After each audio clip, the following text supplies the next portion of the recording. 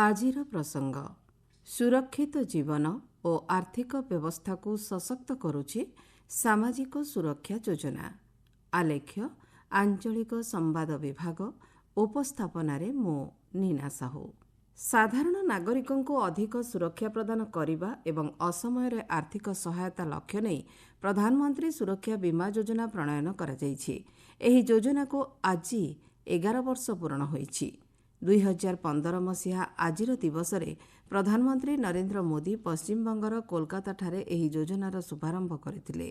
ପ୍ରଧାନମନ୍ତ୍ରୀ ଜୀବନ ଜ୍ୟୋତି ଯୋଜନା, ପ୍ରଧାନମନ୍ତ୍ରୀ ସୁରକ୍ଷା ବୀମା ଯୋଜନା ଏବଂ ଅଟଳ ପେନ୍ସନ୍ ଯୋଜନା ଭଳି ତିନୋଟି ସାମାଜିକ ସୁରକ୍ଷା ଯୋଜନାକୁ ପ୍ରଧାନମନ୍ତ୍ରୀ ଆଜିର ଦିବସରେ ଶୁଭାରମ୍ଭ କରିଥିଲେ।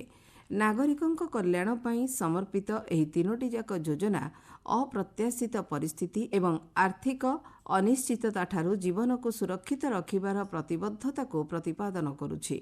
ଦେଶର ଅଣସଂଗଠିତ ବର୍ଗର ଲୋକ ଯେପରି ଆର୍ଥିକ ଦୃଷ୍ଟିକୋଣରୁ ସୁରକ୍ଷିତ ରହିବେ ତାହା ସୁନିଶ୍ଚିତ କରିବା ପାଇଁ ସରକାର ପ୍ରଧାନମନ୍ତ୍ରୀ ଜୀବନ ଜ୍ୟୋତି ବୀମା ଯୋଜନା ଏବଂ ପ୍ରଧାନମନ୍ତ୍ରୀ ସୁରକ୍ଷା ବୀମା ଯୋଜନାକୁ କାର୍ଯ୍ୟକାରୀ କରିଛନ୍ତି।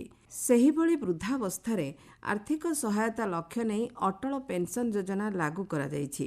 ଜାତୀୟ ଆର୍ଥିକ ସମାବେଶୀ ମିଶନ ଭାବରେ ଏହି ଯୋଜନାଗୁଡ଼ିକୁ ପ୍ରଣୟନ କରାଯାଇଛି। ଦରିଦ୍ର ଶ୍ରେଣୀର ବ୍ୟକ୍ତିବିଶେଷଙ୍କୁ ଅତ୍ୟାବଶ୍ୟକ ଆର୍ଥିକ ସେବା ପ୍ରଦାନ କରିବା ଏହି ଯୋଜନାଗୁଡ଼ିକର ମୂଳ ଲକ୍ଷ୍ୟ। ଯୋଜନା ଅଧୀନରେ ହିତାଧିକାରୀଙ୍କୁ ଅର୍ଥରାଶି ପ୍ରଦାନ ପାଇଁ ମଧ୍ୟ ସରକାର ସରଳୀକରଣ ପଦ୍ଧତି ପ୍ରବର୍ତ୍ତନ କରିଛନ୍ତି। ଏନେଇ ଜନସଚେତନତା ବୃଦ୍ଧି ପାଇଁ ବିଭିନ୍ନ କ୍ଷେତ୍ରରେ ସରକାରଙ୍କ ପକ୍ଷରୁ ଲକ୍ଷ୍ୟ ଭିତ୍ତିକ ଆଭିମୁଖ୍ୟ ଗ୍ରହଣ କରାଯାଇଛି। ପ୍ରଧାନମନ୍ତ୍ରୀ ଜୀବନ ଜ୍ୟୋତି ବୀମା ଯୋଜନା ହେଉଛି ଏକ ବର୍ଷିକିଆ ଯୋଜନା, ଯାହା ପ୍ରତ୍ୟେକ ବର୍ଷ ଅର୍ଥରାଶି ଗ୍ରହଣ ମାଧ୍ୟମରେ ପୁନଃ କାର୍ଯ୍ୟକ୍ଷମ ହୋଇଥାଏ। କୌଣସି କାରଣବଶତଃ ହିତାଧିକାରୀଙ୍କର ମୃତ୍ୟୁ ହେଲେ ଏଥିପାଇଁ ପରିବାର ସଦସ୍ୟଙ୍କୁ ଆର୍ଥିକ ସହାୟତା ମିଳିଥାଏ। 18ରୁ 50 ବର୍ଷ ବୟସ୍କ ଯୋଗ୍ୟତା ସମ୍ପନ୍ନ ବ୍ୟକ୍ତି ଏହି ଯୋଜନାରେ ପଞ୍ଜୀକୃତ ହୁଅନ୍ତି। ବାର୍ଷିକ 436 ଟଙ୍କା ପ୍ରିମିୟମ୍ ବଦଳରେ ମୃତ୍ୟୁକାଳୀନ ସହାୟତା ରାଶି ବାବଦରେ 2 ଲକ୍ଷ ଟଙ୍କା ମିଳିଥାଏ। ସେହିଭଳି ପ୍ରଧାନମନ୍ତ୍ରୀ ସୁରକ୍ଷା ବୀମା ଯୋଜନା ପ୍ରତ୍ୟେକ ବର୍ଷ କାର୍ଯ୍ୟକ୍ଷମ ହେଉଥିବା ଏକ ଦୁର୍ଘଟଣାଜନିତ ବୀମା ଯୋଜନା। ଦୁର୍ଘଟଣାଜନିତ ମୃତ୍ୟୁ କିମ୍ବା ତତ୍ଜନିତ ଭିନ୍ନକ୍ଷମତା ପାଇଁ ଏଥିରେ ଅର୍ଥ ପ୍ରଦାନର ବ୍ୟବସ୍ଥା ରହିଛି। ବ୍ୟାଙ୍କ କିମ୍ବା ଡାକଘରେ 18ରୁ 70 ବର୍ଷ ବୟସ୍କ ଯୋଗ୍ୟ ବ୍ୟକ୍ତି ଏହି ଯୋଜନାରେ ନାମ ପଞ୍ଜୀକରଣ କରିପାରିବେ। ବାର୍ଷିକ 20 ଟଙ୍କା ପ୍ରିମିୟମ୍ ବଦଳରେ ଦୁର୍ଘଟଣାଜନିତ ମୃତ୍ୟୁ କିମ୍ବା ତତ୍ଜନିତ ସମ୍ପୂର୍ଣ୍ଣ ଭିନ୍ନକ୍ଷମତା ପାଇଁ 2 ଲକ୍ଷ ଟଙ୍କାର ବୀମା ରାଶି ପ୍ରଦାନ କରାଯାଇଥାଏ।